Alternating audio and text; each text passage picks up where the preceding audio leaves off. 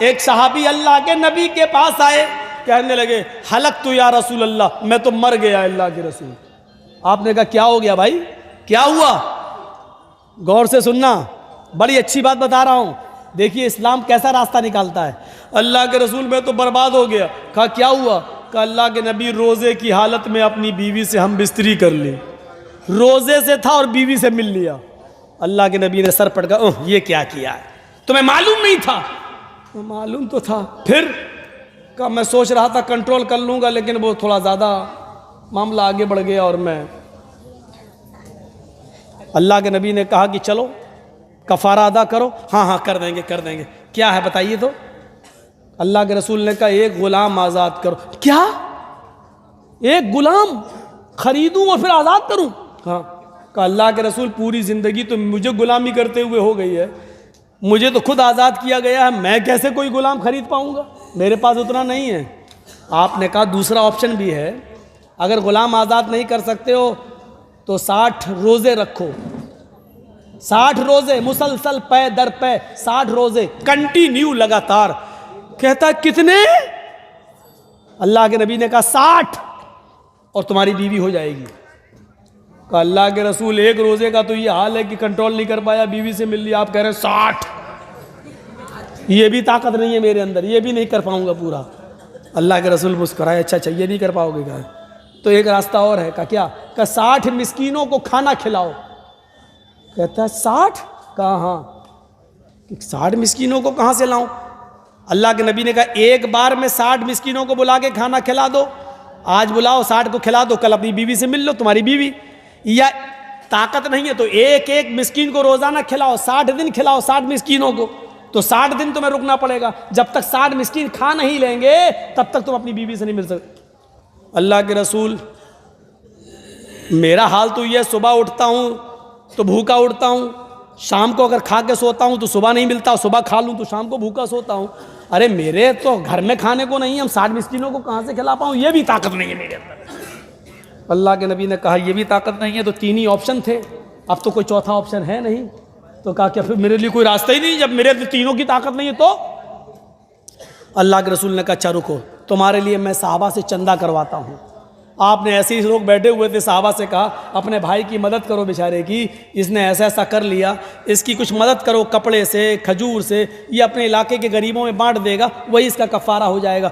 صحابہ اٹھے، کوئی 1 کھجور لایا، کوئی 2 لایا، کوئی 5 لایا، کوئی 1 ٹوکرا بھر گیا، 5 کلو کا 10 کلو کا کھجور بھر گئے۔ اللہ کے رسول نے بولا ادھر آؤ، تمہارے بھائیوں نے تمہاری مدد کی، ادھر آؤ۔ وہ آیا، کر لو، کیا اٹھا کے دیا، لو، کیا کروں؟ اللہ کے رسول نے کہا اپنے قبیلے میں جاؤ، اپنے گاؤں میں، اور یہ غریبوں میں بانٹ دو، اور بیوی بنا لو، جاؤ، تمہاری بیوی تمہارے لیے حلال ہو جائے گی۔ تمہارے بھائیوں نے مدد کی ہے، اس کھجور کو اپنے علاقے کے غریبوں میں دے دو۔ کہنے لگا غریبوں میں دے دوں؟ کہا ہاں۔ کہ اللہ کے رسول اللہ کی قسم میرے پورے گاؤں میں مجھ سے بڑا غریب کوئی ہے ہی نہیں، میرے پورے قبیلے میں مجھ سے زیادہ غریب کوئی نہیں۔ اللہ کے رسول بھی ہنس دیے اور صحابہ بھی ہنس دیے، بولے اچھا تو ہی کھا لے اور اپنے بچوں کو کھلا دے، اور جا تیری بیوی تیرے لیے حلال ہو گئی، جا۔ میرے بھائیوں یہ راستہ نکالتا ہے اسلام، اسلام سب کے لیے ہے۔ اسلام پر امیر بھی عمل کر سکتا ہے اور غریب بھی عمل کر کے جنتی ہو سکتا ہے۔ اس لیے اللہ نے کہا جو اسلام کو چھوڑ کر دوسرا راستہ اختیار کرے گا اس کا قبول نہیں کیا جائے گا، کیونکہ اسلام کے اندر یہ خصوصیتیں ہیں جو اور دوسرے مذہب کے اندر نہیں ہیں۔ اگر آپ عیسائی ہیں تو پورے غریب بن جاؤ، جب تک گھر مکان سب تک لٹا نہیں دو گے، غریبوں میں خرچ نہیں کر دو گے، تب تک جنت میں نہیں جاؤ گے۔ اگر آپ ہندو ہیں تو جب تک 2000 روپے نہیں آگ میں جھونکنے کے لیے، تب تک آپ کو سورگ اور پیراڈائز نہیں مل رہی ہے۔ کسی میں امیر ہونا ضروری ہے، کسی میں غریب۔ اسلام کے اندر آپ جس پوزیشن میں ہیں آپ جنتی اپنے آپ کو بنا سکتے ہیں۔ امیر ہیں تو مال کی زکوٰۃ دیجئے، خیرات دیجئے اور اس کا صحیح استعمال کریے اور جنت حاصل کر لیجئے۔ غریب ہیں تو مال کا کوئی حساب و کتاب نہیں ہے، بقیہ چیزوں پہ عمل کر کے آپ جنت کو حاصل کر سکتے ہیں۔ اسلام سب کے لیے۔ میرے بھائیوں یہ بنیادی چیزیں میں نے 2 گھنٹے کی تقریر میں آپ کے سامنے رکھی ہیں۔ بھلکی کا مدرسہ ہمیشہ بڑا مدرسہ، علاقے کا بڑا مدرسہ مانا جاتا ہے۔ میرے بھائیوں لاک ڈاؤن کی وجہ سے سارے مدرسوں کا حال خراب رہا ہے، اساتذہ کو تنخواہیں نہیں ملی ہیں۔ یاد رکھنا اتر پردیش کے مدرسوں پر اب سرکار کی نگاہیں آ گئی ہیں اور مدرسوں کی جانچیں شروع ہونے لگی ہیں، سرکاری مدد بند ہونے کے کگار پہ آ گئی ہے۔ آپ دیکھ رہے ہیں، پیپروں میں پڑھ رہے ہیں، اور بنگال والوں تم پر تو اللہ کا رحم و کرم ہے، مدرسے آپ کے چل رہے ہیں، کوئی پابندی نہیں ہے، کوئی سرکاری جانچیں نہیں چل رہی ہیں۔ کم سے کم ان مدرسوں کی مدد کر کے اسلام کے قلعوں کو زندہ رکھو۔ اور آپ سے چلتے چلتے گزارش کر کے جا رہا ہوں، لاک ڈاؤن کی وجہ سے مدرسوں کے حالات بہت خراب ہیں اور کتنے مدرسے تو بند ہو چکے ہیں۔ کم سے کم اساتذہ کو تنخواہیں مل جائیں، آپ مدرسے کا تعاون کرتے جائیں، اور جو دے چکے ہیں ان سے گزارش ہے مزید میرے کہنے پر بھی کچھ دے دیں، مجھے کل جانا ہے۔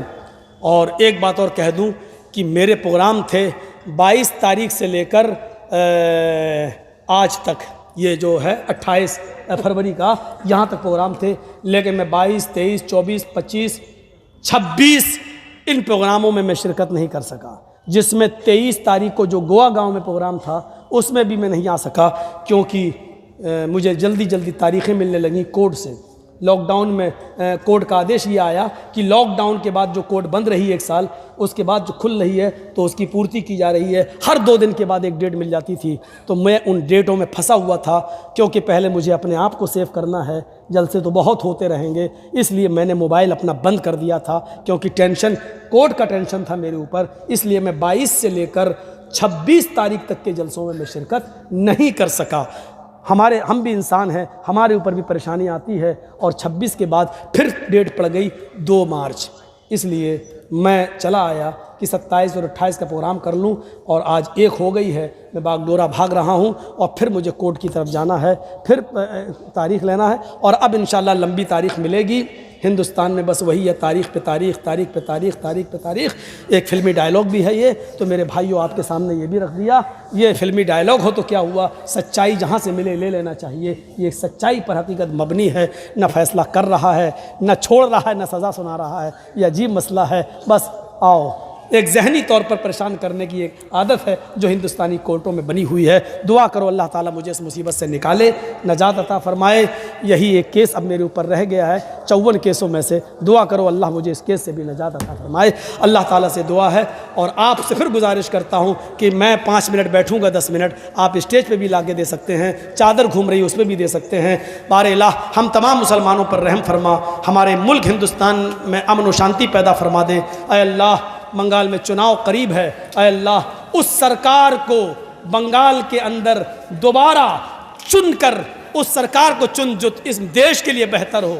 میں پھر کسی کا نام نہیں لے رہا ہوں، ہو سکتا ہے انڈیا ٹی وی والا پھر کسی کو اچھال دے کہ مولانا جرجیز نے کس کے لیے، جو اس دیش کے لیے بہتر ہو، جو ہمارے ملک کے لیے بہتر ہو، اور جو ہندو مسلمان سکھ عیسائی اور سب کو ساتھ میں لے کے چلتا ہو۔ اللہ ایسی امن پسند سرکار کو بنگال میں دوبارہ واپس فرما دے۔ بار الہ جب تک ہمیں زندہ رکھ، اسلام پہ زندہ رکھنا، جب ہمارا خاتمہ ہو تو ایمان پر ہمارا خاتمہ فرمانا۔ وما علینا الا البلاغ المبین، وآخر دعوانا الحمد للہ رب العالمین۔ السلام علیکم ورحمۃ اللہ وبرکاتہ۔